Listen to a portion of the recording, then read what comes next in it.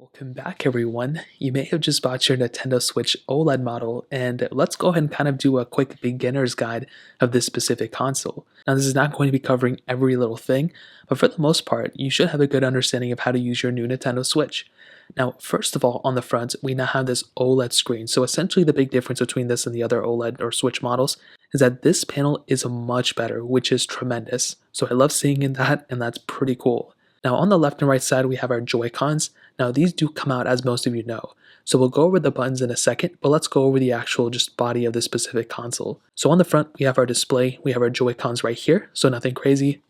Now up top, we have some things that you may need to know. So you have your joysticks, so you have your triggers right here for some games that require them.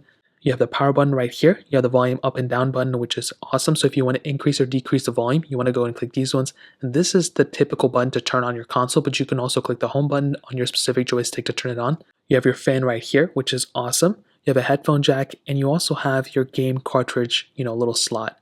So if you want to go ahead and input a game, you go ahead and take over and put open this specific slot, and you go ahead and input the game cartridge right here, and you go ahead and shut this out. So that is for your, party games that you have inside of, that you buy at GameStop or something like that. Any digital game, you'll go ahead and just store them on the console. You don't have to worry about it. Now on the back of our console, we do have the back of our Joy-Cons right here, which is great. We have our eject buttons right here to take off our Joy-Cons, which I'll show you in a second. And we also have a kickstand right here. So what we can do is we can go ahead and open up this specific kickstand like so. And it'll go ahead and open up like this, and you can adjust this. So if you want to go ahead and put it somewhere, just kind of like have it, kind of on the back, well, now this whole entire back is a kickstand, at least the bottom half, which is awesome, versus the other, Switch, which is only a portion.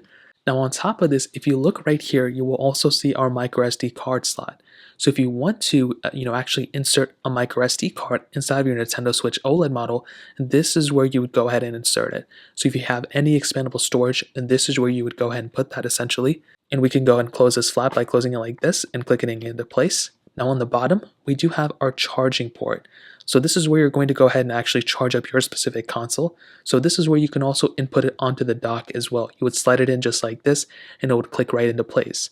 So that is essentially that. Now, like I mentioned earlier, if you want to turn on the display, you can go ahead and click on the power button right here, or you can also click on the home button right here, and it should go ahead and boot up your display of your Nintendo, actual, Joy-Con. But here's the other thing. Let's say you want to go ahead and eject the Joy-Cons and input another Joy-Con to your specific console, or maybe you want to go into, two-player mode or whatever. Well, if we switch our Joy-Cons to the back, you'll see, like I mentioned before, you have these two eject buttons right here. So if you want, you can go ahead and click in the button right here, and you can slide up. So you click on this button and you slide your Joy-Con up, and it will go ahead and take out the Joy-Con. So you can see how the Joy-Con right here, and you can do the same exact thing for the other side as well. So we can go ahead and click in this button and slide up. Do not slide down. And at this point, we can go ahead and either use the Joy-Cons like this if we want to, but we can also switch them to the side. And if we look at the top, you'll see that there's new two buttons. So it's just like any other Joy-Con, but you can go ahead and actually turn on your specific controller in handheld mode like this by clicking on this button. But you can also click on the right trigger and the left trigger. So that is pretty much how you do it. It's very easy. It doesn't take too much time. You can actually use your Nintendo Switch just like this by using one controller. You can also do it in two-player mode or all that other stuff, which is really cool. Now, if you want to put your Joy-Con back into your Nintendo Switch, all you want to do is align your specific sliding mode right here to your specific Joy-Con. Now, a great way to detect which way you're putting it in is you look at the, triggers up top. You want to make sure the triggers are always up top. And you also want to make sure the power button of your Nintendo Switch is always pointing up as well. So at this point, we can just go ahead and slide it into place like this. So click it in, and when you hear that clicking sound, that means it's in. If you don't hear that clicking sound, that did not go in properly. So a case in point, this is the wrong way of doing it. So if we slide it in, and we just slide in like this, you can see it did not go in properly because it didn't click in and it's sticking out. So you want to make sure it's locked into place like this, and now it's not going anywhere. So now we can go ahead and boot up our Nintendo Switch, and the UI is very easy. So on the left, you'll have some news that's going around and different things like that. You'll have the time up here, Wi-Fi connection, setting battery, and you'll also see this little home option. Now, sometimes you may see a game right here too. So if you see a game, that pretty much just means that there's a game that you were just on. So you can just go ahead and go back into that game if you want to. Now you can click on the home button, you can click on home right here a couple times, and it'll take you straight into home. Now this is exactly where you want to be. So the whole entire UI is very basic. There's nothing super crazy about it. Essentially, any apps or games that you'll have will come up right up here. So if you have any other Nintendo Switch model, including the Switch Lite, the Nintendo Switch. Dude, even like a Nintendo 3DS is pretty much the same thing. So you'll have all these other games right here. Now you'll have the user in the top left. So you can go ahead and change users too if you want to. Now I don't have any other user. So we'll just go and come out of here. You also see a little indication right here which specific mode you're on. And again, you'll see the time, battery, and all that other stuff up here. There's really not a whole lot else going around. It's really pretty much dictated on the games that you have. So let's go and go through the bottom section first. So right here to the left, we have Nintendo Switch Online. So what this is if you click on it, it'll essentially go ahead and actually walk you through the process of the Nintendo Switch Online if you have a Nintendo Switch Online account. Now for this specific account, I do not have a Nintendo Switch Online account, so you can see it's telling me to link a Nintendo Switch account. So if you have not linked a Nintendo Switch account, I would probably recommend doing so. A majority of you who are watching this video probably have already done so, so you probably don't even need to do this. It'll take you straight into your Nintendo Switch Online account. You can pretty much move on from there. Now if we go and hop out of here, this next section that we have is actually news. So this will go ahead and tell us any news that we have, anything that's, kind of going on with the Nintendo Switch space. There's been some new Smash characters coming and different things like that. So I don't really go on here too often, but if you're interested in seeing the news, well, you have that capability. Now if you ever want to click home, and if you're ever in an application, there's a home button right here. It's right on the right side underneath the Joy-Con. And by clicking the home button, it'll always take you home. So you really don't have to do anything crazy. You don't have to click on any buttons. You don't have to power down your console. You pretty much just click on the home button and it'll always take you back into this space. Now this next option down here is the Nintendo Switch Store. So it's the eShop. So we can go and click here. Now I don't even have an account set up, so it's probably not going to make us do it. But essentially any application that you want to download, anything like that, you can do so straight from this Nintendo eShop. So if you ever wanted to download a game or download whatever, well, you have the capability of doing so straight within the Nintendo eShop. So that's another thing you have. Now the next thing is albums. This is pretty much just like a photo little thing. I don't really do it too often, but you have the capability if you really want to. So that's another cool thing. Any screenshots, videos you've made, you can go through there. Now this next section is the controller section. Now this is very important because if sometimes you have, your controller plugged in and you want to change the way it is, you can also see the battery life of your specific controller and the console as well. Well, this is how you go ahead and do it. You can go ahead and change your grip order here. You can go ahead and find controllers. So just in case you can't find the controllers via a game, you can always reconnect them here. You can pair in new controllers as well. So if you want to buy like the Joy-Con Pro, so if you want to buy the Switch Pro controller, you can go and connect it via this way. And these are pretty much the main things you're probably going to deal with, but most of the time it's automatically connected, so you really don't have to monitor anything. So at this point, like I mentioned, just like I mentioned, you can click home and move out of there. Now this second to the last option is the system settings panel. Now this is one of the most important things you're probably going to mess with. So if we go and click on system settings, this is where a lot of our information and a lot of things you're ever going to tinker with, this is where it's probably going to be. So the first option, it allows you to enable airplane mode. So this is really awesome if you want to turn off Wi-Fi connectivity and all that stuff. Now screen brightness is the area if you want to go ahead and adjust the screen brightness of your specific console. Well, you can go ahead and do that too. And you can also enable or disable automatic brightness. Now me personally, I don't like automatic brightness, but if you want to turn up the brightness, you can go and do this manually. Now screen lock, if you want to set up a passcode or whatever, you can do it if it's in sleep mode. I don't really ever like messing with it. Now if you're a parent, this is where you're probably going to go ahead and monitor the most. You can go ahead and turn on or turn off your parental control settings. I'm not a parent, so I'm not going to do this.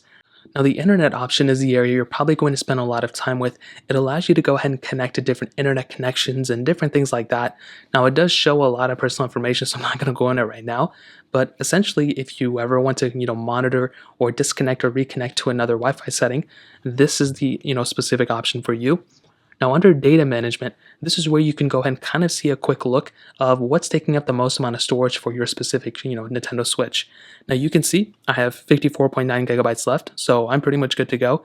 But if you're downloading a huge amount of games, like that's probably like a game and a half right there, especially like Animal Crossing or Smash. So if you're downloading a lot of games, not only will you be able to utilize the internal storage, but you can install a microSD card, like we mentioned before, and basically move your games to that microSD card and pretty much move from there. Now they do have, options of transferring your save data, managing your screenshots and videos, but also deleting save data as well. Now I would recommend not deleting save data, especially if you're in the middle of a game. So don't even look at that option unless you're totally done with a game, then you can go and delete everything from it. Now the next thing is users. So like I mentioned, this is essentially if you want to add another user to your console. Let's say you have a sibling or a kid you want to go ahead and have a separate user for, you can go and do that here. I'm pretty sure everyone knows what Miis are. And amiibos are the other thing too. I think a lot of you know that by now. Now you can go ahead and set up different themes for your Nintendo Switch too. So if you want to add a, dark theme for your specific console, you can go and click on the dark theme and it'll go and change here. Now if we click on the home button, you'll see that it'll be pretty much changing everything to the dark mode, which is really awesome. So I'm a pretty big fan of that and I like that a lot. So we can work our way back into our system settings. In this case, I'm probably going to change it back to white because it looks better on video. Now you can also manage the notifications of your specific console. So you can go ahead and monitor these and change these. Sleep mode is just another sleep mode if you want to go and change these options as well. These are the controller settings, TV settings if you want to go and change these up, and your system settings, which this in and of itself is another massive thing. I will tell you, as soon as you buy your Nintendo Switch, you may actually want to go ahead and actually update your console. So you may want to go and click on System Update and see if there's an update available. And most of the time there is an update available like there is now, and I would probably recommend you to update mostly because it does actually go ahead and sometimes makes your console a little bit better. These Nintendo Switches can't really be modified too much, so there's no point in just being on a lower version. So I'd probably recommend updating. If you want to go back, you can always click the back button right here, and you're back here. So now let's go and click home, and we'll come back to our home screen.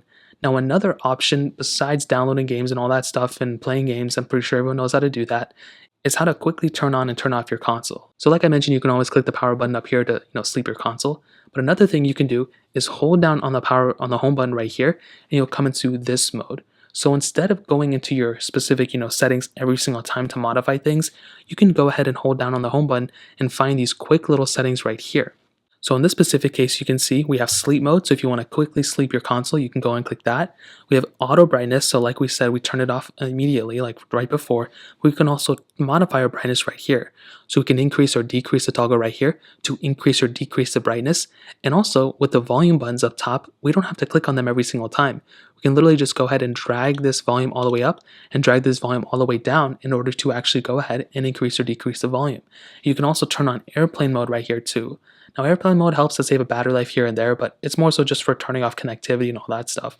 You can hop out of it by clicking here and you'll come straight into your console.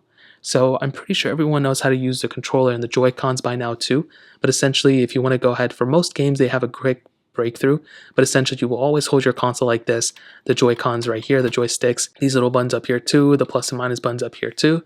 And that pretty much is a quick walkthrough of your Nintendo Switch, and that's pretty much how to use it for the most part. If you guys have any other questions or anything like that, let me know in the comment section below.